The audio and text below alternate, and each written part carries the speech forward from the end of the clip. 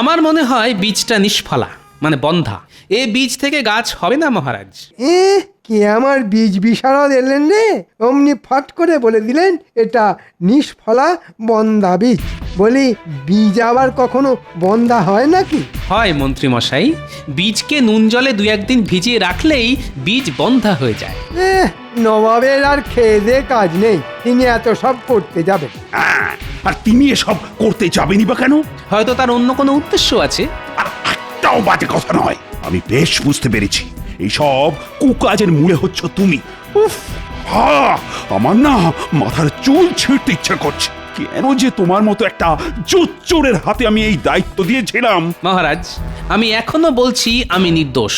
আবার কথা? যাও যাও, এই মুহূর্তে দূর হয়ে যাও আমার চোখের সামনে থেকে। কি হলো, মহারাজের কথা তোমার কানে গেল না? যাও, চলে যাও। কেমন দাঁড়িয়ে আছে দেখো। আরে এর জন্যে তোরা বকশিস পাবি। কিন্তু গোপাল দাদা যে বললো। আরে রাখ তোদের গোপাল দাদার কথা, সে ধর্মপুত্র যুধিষ্ঠির হতে পারে, কিন্তু তোদেরও তো বাড়তি কিছু পয়সা দরকার। না না, এরকম খারাপ কাজ আমরা করতে পারবো না। ভালো কথা বললাম, কানে গেল না? তোরা সকলে দেখছি খুব গোপাল দাদার ভক্ত হয়ে উঠেছিস। তাহলে মঠ বাড়তি রোজগারের সুযোগকেও যখন হাতছাড়া করলি, তখন ওই বাঁধা মজুরিতেই খেটে মঠ, যত সব।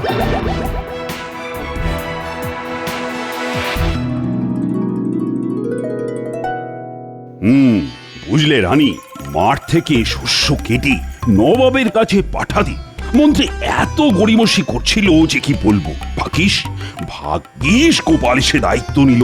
দেখবে ঠিক সময় মতো নবাবের খাজনা মুর্শিদাবাদে পৌঁছে যাবে।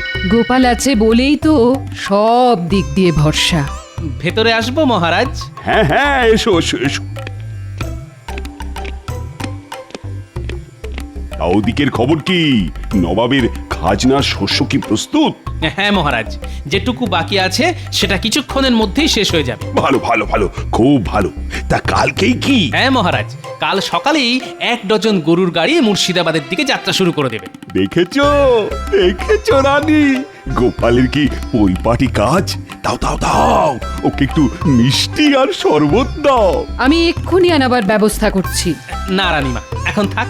কেন গোপাল, থাকবে কেন? এখনই তো বাড়ি গিয়ে চান করে ভাত খাবো। তবে একান্তই যদি খাওয়াতে চান, তাহলে কিছু মিষ্টি আর শরবত মাঠে পাঠিয়ে দিন। সকাল থেকে লোকগুলো বড্ড খেটে চলেছে রানীমা। গোপাল, তোমার মনের মধ্যে এত দয়া? দয়া নয় রানীমা, সামান্য একটু সহানুভূতি। আর এ সবই তো মহারাজের কাছ থেকে শেখা।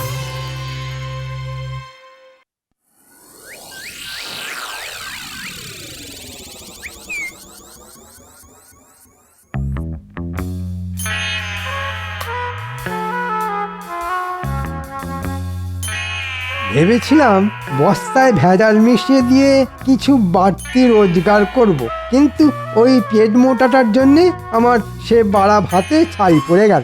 ধুর ধুর, ভালো লাগে না।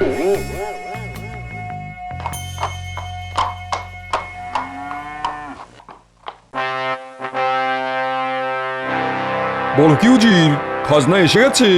হ্যাঁ হ্যাঁ হ্যাঁ হুজুর, এই ফাঁকে নিজের ঢাক নিজেই একটু বাজিয়ে নি।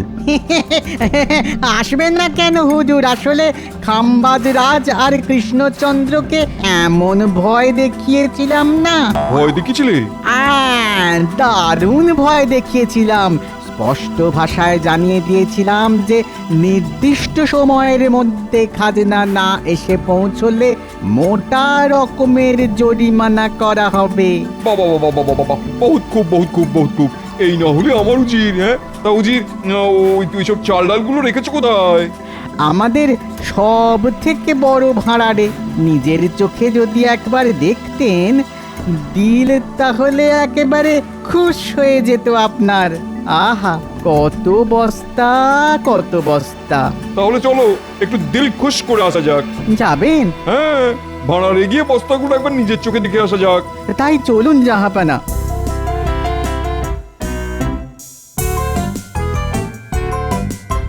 কি হে ভাড়ার রক্ষক, গেলে কোথায়? আরে আরে কি সৌভাগ্য আমার, স্বয়ং স্বয়ং নবাব বাহাদুর এসেছেন। ভেতরে নিয়ে চলো তো দেখি। আসুন আসুন জাহাপনা।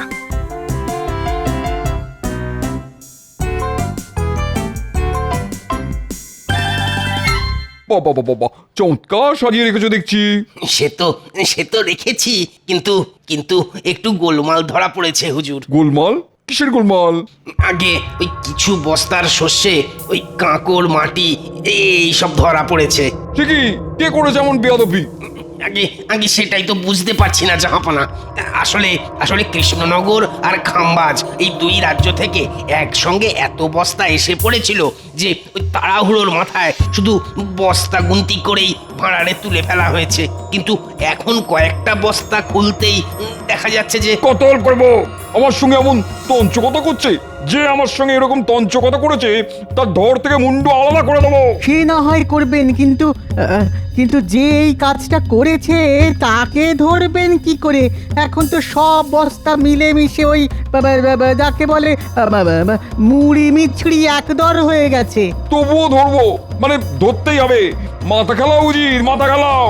সে না হয় খেলাবো, কিন্তু আমি বলি কি, এখানে দাঁড়িয়ে চেঁচামেচি করলে আপনার শরীর খারাপ হতে পারে। তার চেয়ে চলুন, প্রাসাদে ফিরে চলুন, ঠান্ডা মাথায় দুজনে মিলে কিছু একটা ভাবা যেতে পারে।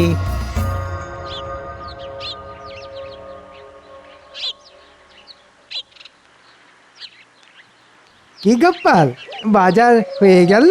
আগে হ্যাঁ, হাতের থলিটা তো দেখছি বড্ড ছোট, তা কি কিনলে? ওই তো কটা আলু, একটা পুঁচকে বেগুন, সামান্য লাউ শাক আর কুচো মাছ। আমার কিন্তু এত কমে আবার হয় না। আমার রোজ গোটা মাছ চাই, টাটকা আনাজপাতি চাই। আসলে আমি তো আর তুমি নই। হ্যাঁ সে তো জানি, আর সেই জন্যই তো ওই বাঁ হাতের বাড়তি রোজগারের জন্য সারাক্ষণ ছোক ছোক করেন।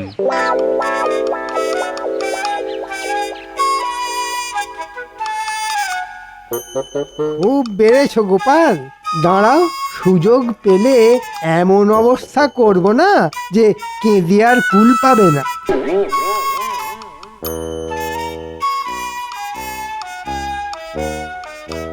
কি হলো উজির, মাথা থেকে কিছু বের হলো? চেষ্টা তো করেই যাচ্ছি হুজুর, কিন্তু কি করে বের হবে? কাবাব আর বিরিয়ানি খেয়ে খেয়ে তো মাথার ঘিলুতে চর্বি জমে গেছে।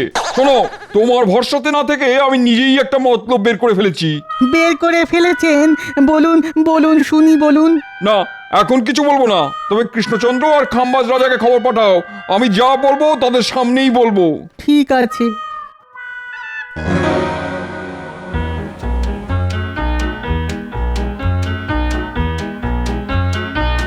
এই যে বুড়ো, একটু যাও তো। এই দুপুরবেলা কোথায় যাব প্রাণেশ্বরী? এই রাজবাড়িতে গিয়ে কুঁচো মাছের লাউ শাক চচ্চড়ি দিয়ে এসো। মহারাজ খেয়ে বলবেন কেমন রেঁধেছি আমি, অমৃত না গড়ল। দাও তাহলে, দিয়ে আসি।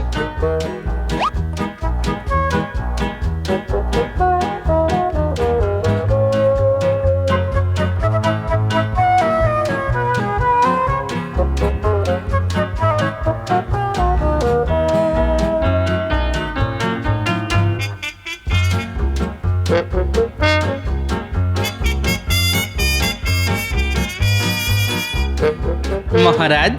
আরে গোপাল জি, কি খবর? না খবর কিছু নয়, আসলে আপনাদের বৌমা ওই কুঁচো মাছ দিয়ে একটু লাউ শাক চচ্চড়ি করেছে। মহারাজ যদি একটু খেয়ে দেখেন। ও মা, লাউ শাক চচ্চড়ি দাও দাও, আমি খাবো আমি। কিন্তু মহারাজ। উনি তো ভোরবেলাতেই মুর্শিদাবাদ চলে গেছেন। মুর্শিদাবাদ? কিন্তু কাল রাজসভাতে তো কিচ্ছুটি বলেন না। জানলে তো বলবেন। আসলে কাল রাতেই তো খবর পেলেন যে নবাব জরুরি তলব করেছেন। নবাবের জরুরি তলব? ব্যাপারটা কেমন যেন খটোমটো ঠেকছে। ঠিক আছে, বাটিটা রাখুন, খেয়ে বলবেন কেমন রেঁধেছে আমার গিন্নি।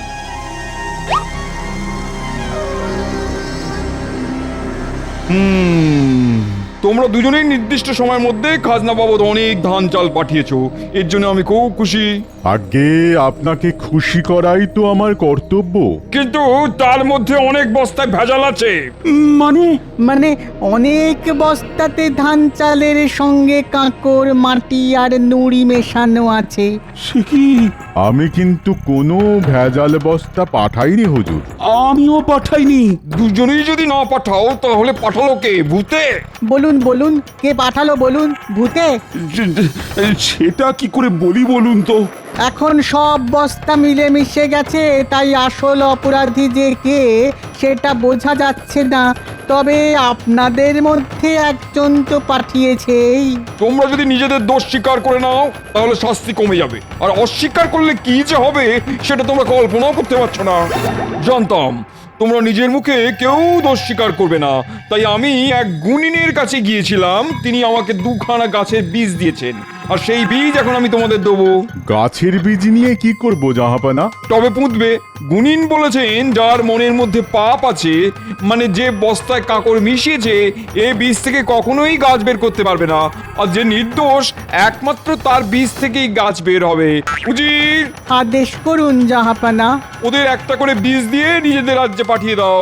আমি এক্ষুনি দুজনের হাতে 2টো বীজ ধরিয়ে দিয়ে যাবার রাস্তাটা দেখিয়ে দিচ্ছি। আর ওদের বলে দিও ঠিক 1 মাস বাদে টপ শুদ্ধ গাছ এনে আমায় দেখাতে হবে। গাছ দেখাতে পারলে বেঁচে গেল, আর না দেখালে মৃত্যু।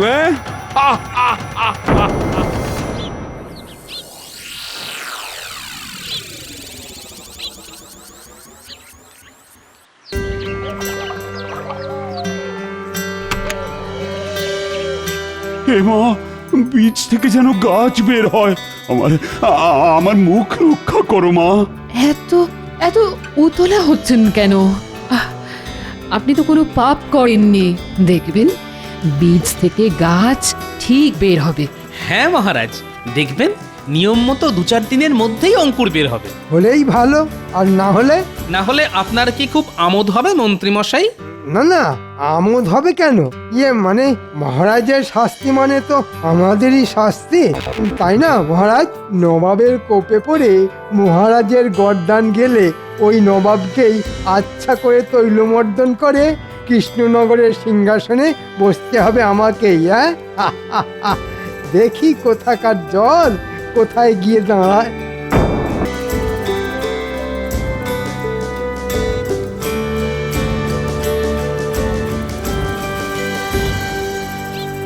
মহারাজ, আমাদের ডেকেছেন? আর ডেকেছেন? আমার তো সর্বনাশ হয়ে গেছে মন্ত্রী। 15 দিন হয়ে গেল। দেখো দেখো, এখনো বীজ থেকে অঙ্কুর বের হয়নি। তাই তো, এটা তো বড় চিন্তার কথা। এই মৌকায় গোপালকে পেঁচে ফেলতে হবে। আচ্ছা গোপাল, এবার তো বস্তা ভরার দায়িত্বে ছিলে তুমি। সত্যি করে বলো তো, তুমি আবার চালে ডালে কাঁকড় মিশিয়ে দাওনি তো? কি বলছেন আপনি? আরে চালে ডালে আমি কেন কাকড় মেশাতে যাব? না মানে মানুষের মন তো, হয়তো লোভে পড়ে এমনটা করে ফেলেছো। এটা করে আমার লাভ? এ তো খুব সোজা অঙ্ক। মানে যতখানি কাঁকড় মেশালে ততখানি চাল ডাল নিয়ে গিয়ে ঘরে তুলে ফেললে। বাজে কথা মহারাজ, বিশ্বাস করুন এমন কাজ আমি করিনি মহারাজ। তাহলে 15 দিন কেটে যাবার পরও বীজ থেকে অঙ্কুর বের হচ্ছে না কেন? কেমন দিলাম গোপাল? সেদিন বাজারে আমার বাহাতের বাড়তি রোজগার করা নিয়ে অনেক কথা শুনিয়েছিলে। এবার ঠেলা সামলাও। কি হলো গোপাল, তুমি তো এত কথা বলো, তা এখন চুপ করে আছো কেন? আমার মনে হয় বীজটা নিষ্ফলা, মানে বন্ধা। এ বীজ থেকে গাছ হবে না মহারাজ। কে আমার বীজ বিশারদ এলেন রে? অমনি ফট করে বলে দিলেন এটা নিষ্ফলা বন্ধা বীজ। বলি, বীজ আবার কখনো বন্ধা হয় নাকি? হয় মন্ত্রী মশাই, বীজকে নুন জলে 2-1 দিন ভিজিয়ে রাখলেই বীজ বন্ধা হয়ে যায়। নবাবের আর খেয়ে দে কাজ নেই, তিনি এত সব করতে যাবেন। আর তিনি এসব করতে যাবেনি বা কেন? হয়তো তার অন্য কোনো উদ্দেশ্য আছে। আর একটাও বাজে কথা নয়, আমি বেশ বুঝতে পেরেছি। এইসব কুকাজের মূলে হচ্ছে তুমি। উফ, আমার না মাথার চুল ছিঁড়তে ইচ্ছা করছে। কেন যে তোমার মতো একটা জোচ্চোরের হাতে আমি এই দায়িত্ব দিয়েছিলাম। মহারাজ, আমি এখনো বলছি আমি নির্দোষ। ভাবার কথা। যাও যাও, এই মুহূর্তে দূর হয়ে যাও আমার চোখের সামনে থেকে। কি হলো মহারাজের কথা তোমার কানে গেল না? যাও, চলে যাও। আর যাবার আগে শুনে যাও, আমি কিন্তু তোমায় সঙ্গে করে মুর্শিদাবাদে নিয়ে যাব। নবাবকে বলে যথাযথ শাস্তির ব্যবস্থা করব তোমার। যাও যাও। দেখলেন তো মহারাজ, আমার কিঞ্চিত দেরি হচ্ছিল বলে কার হাতে তুলে দিয়েছিলেন এত বড় দায়িত্ব। কি হলো মহারাজ, কিছু বলুন। আচ্ছা মন্ত্রী, গোপালের কথা মতো বীজটা কি সত্যি সত্যি নিষ্ফলা? মানে বিজ্ঞানীও এখনো কৃষ্ণনগরে নেই। সে থাকলে না হয় তাকে দিয়ে পরীক্ষা করিয়ে নেওয়া যেত। এখন এখন যে কি করি। এসব নিয়ে কোনো চিন্তা করবেন না মহারাজ, আরে আমি তো আছি, আপনার মুশকিল আসান। শুনুন, আমি এক বীজ বিশারদকে চিনি। হ্যাঁ, তাই নাকি? হ্যাঁ, সে যেন তেন প্রকারেণ এই বীজ থেকে ঠিক গাছ বের করে দেবে, আর সেই গাছ নিয়ে আপনি ড্যাং ডেঙিয়ে নবাবের কাছে গিয়ে নিজেকে নির্দোষ প্রমাণ করে আসবেন। আহ, তাহলে আর দেরি করছো কেন? যাও যাও যাও, এক্ষুনি তার কাছে যাও। কিন্তু সে তো খালি হাতে কিছু করতে চাইবে না। তো কত দিতে হবে তাকে? ধরুন এই 500 মোহর। ঠিক আছে ঠিক আছে, রাজকোষ থেকে নিয়ে যাও। যথাজ্ঞা মহারাজ। হ্যাঁ, কেমন ঠোকরছে, 500 মোহর রোজগার হয়ে গেল। একেই বলে কারো সর্বনাশ আর কারো পৌষ মাস। হ্যাঁ,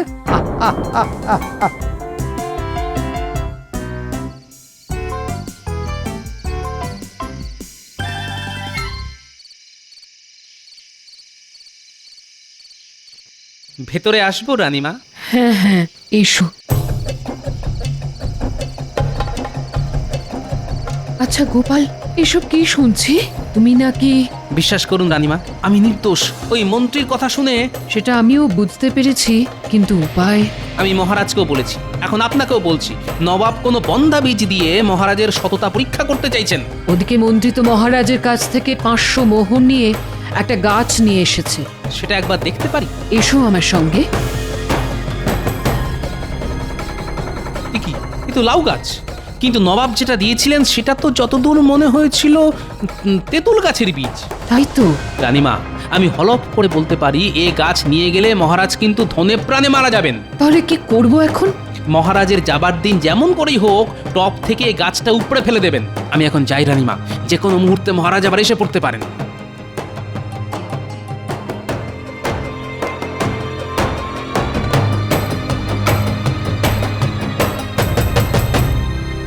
আসছি তাহলে রানী। সাবধানে যাবেন। কেন সাবধান কেন? আর তো বিপদের কোনো ভয় নেই। গোপাল আমার সাথে শত্রুতা করলেও মন্ত্রী তো আসল কাজটা করেই দিয়েছে। আমার টবে শুধু বীজ থেকে অঙ্কুরই বের হয়নি, লাউ গাছ যে লাখ লাখ লাখ লাখ করে বেড়ে উঠেছে। নবাব দেখবেন আর নির্দোষ বলে আমায় ছেড়ে দেবেন। কি আমার গাছ? হায় হায় হায়, এ তো টপ থেকে কেউ উপড়ে নিয়ে চলে গেছে। এখন এখন আমি কি করব?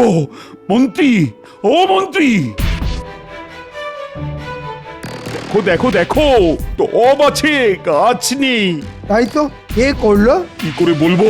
তাহলে কি হবে? কি আর হবে, আমার গর্দানটাই যাবে। তাতে আমার ভালো হবে, তোমার গর্দান গেলে রাজা হব আমি। হ্যাঁ, আমি বলছি যা হয়েছে তাতে হয়তো আপনার আমার সকলের ভালোই হবে। যান, ওই খালি টব হাতে করে নবাবের কাছে যান।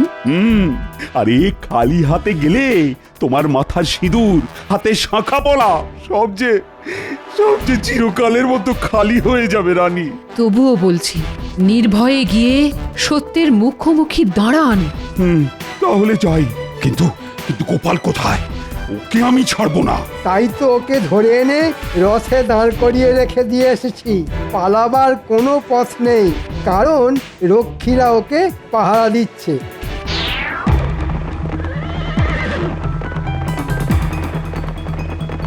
গোপাল, আজই মনে হচ্ছে তোমার শেষ দিন, কারণ আমার ঘাড়ে দোষ এসে পড়লে আমি কিন্তু সব দোষ তোমার ঘাড়ে চাপিয়ে দেব।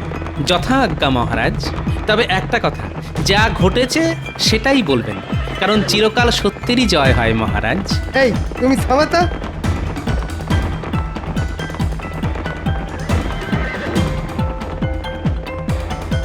বীজ থেকে গাছ হয়েছে। হ্যাঁ মহারাজ, এই এতখানি একটা তেঁতুল গাছ। বহুত খুব নিয়ে এসো। মন্ত্রী, গাছ নিয়ে এসো। এই যে হুজুর। বহুত খুব। কৃষ্ণচন্দ্র, তোমার গাছের কি খবর? বীজ থেকে গাছ হয়নি হুজুর। তাহলে দেখলেন তো জাহাপনা, আমরা নির্দোষ আর ওই কৃষ্ণচন্দ্রই দোষী। আবস, আর একটা কথা বললে না, ধর থেকে মুন্ডু আলাদা করে দেবো। তোমাদের যে বীজ দিয়েছিলাম তার থেকে কোনোদিনও গাছ বের হতে পারে না, কারণ ওগুলো নুন জলে ভিজিয়ে আমি নির্বীজ করে দিয়েছিলাম। কিন্তু আপনি এটা করলেন কেন? এটা ছিল আমার একটা চাল। আমি জানতাম যে দোষী সে নিশ্চয়ই আমার ফাঁদে পা দিয়ে অন্য একটা গাছ এনে আমায় দেখাবে। দেখলেন তো মহারাজ, আমার কথা মিলল কিনা? আমায় ক্ষমা করে দিন জাহাপানা, কথা দিচ্ছি এমন অপরাধ আর কোনোদিন করব না। কৃষ্ণচন্দ্র, তোমার সততার পুরস্কার হিসেবে তুমি পাবে ৫,০০০ মোহর আর ৩ বছরের জন্য খাজনা মুকুব। আসলে আমিও আমার মন্ত্রীর কথায় আপনার পাতা ফাঁদে পা দিতে যাচ্ছিলাম, কিন্তু গোপালের জন্যে আমি রক্ষা পেলাম। যা, এবারেও আমে দুধে মিশে গেল। গোপাল, ও গোপাল, আমি না বুঝে তোমায় সন্দেহ করেছিলাম। আমায় তুমি ক্ষমা করে দাও গোপাল। আমার কি হবে জাহাপানা? কি হবে? মুন্ডু না নিলেও তুমি আর তোমার মন্ত্রী যাবে কারাগারে। হ্যাঁ নয় হ্যাঁ।